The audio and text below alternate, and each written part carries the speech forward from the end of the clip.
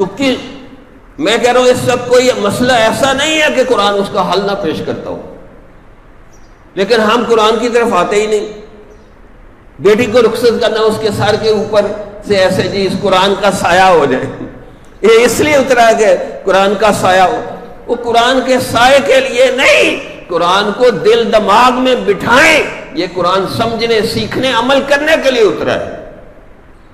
یا ہم نے اس کو تویزوں کے لیے رکھا ہوا، بس تویز بنا بنا کے کوئی کھاتے جاؤ پیتے جاؤ۔ الحمد کی الف سے پڑھیں، والناس کی سین تک پڑھتے چلے جائیں، سر کے بالوں سے عمل شروع کریں، پاؤں کے ناخنوں تک عمل کرتے چلے جائیں، چلتا پھرتا قرآن بن جائے، پھر آپ سے کوئی ٹکر لے لے گا؟ جیسے قرآن سے کوئی ٹکر نہیں لے سکتا، اسی طریقے جو چلتا پھرتا قرآن بن جائے اس بندے سے بھی کوئی ٹکر نہیں لے سکتا۔ اسی لیے علامہ اقبال نے کہا یہ راز کسی کو نہیں معلوم کہ مومن قاری نظر آتا ہے، حقیقت میں ہے قرآن، یہ چلتا پھرتا قرآن بن جاتا ہے۔ او جی ہمارے مخالف یہ کر رہے ہیں، یہ کہہ رہے ہیں، وہ کہہ رہے ہیں۔ میں نے کہا تو چلتا پھرتا قرآن بن جائے، کوئی آپ کو کچھ کہہ نہیں سکتا۔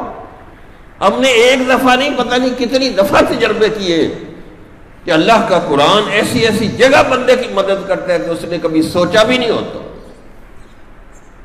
جو مسئلہ ہوگا آپ کو اس میں سے حل ملے گا، جو مسئلہ ہو حل ملے گا، لیکن بات ہے یقین کی۔ اب میں ایک بات کہہ رہا ہوں، آپ کو یقین ہی نہیں ہے کہ میں سچ بول رہا ہوں جھوٹ بول رہا ہوں، تو آپ کو فائدہ ہی نہیں ہوگا میری بات کا۔ اگر میں سونے جیسی قیمتی بات بھی کروں تو آپ کو یقین نہیں آئے گا۔ کس سے مانگے کہاں جائیں، کس سے کہیں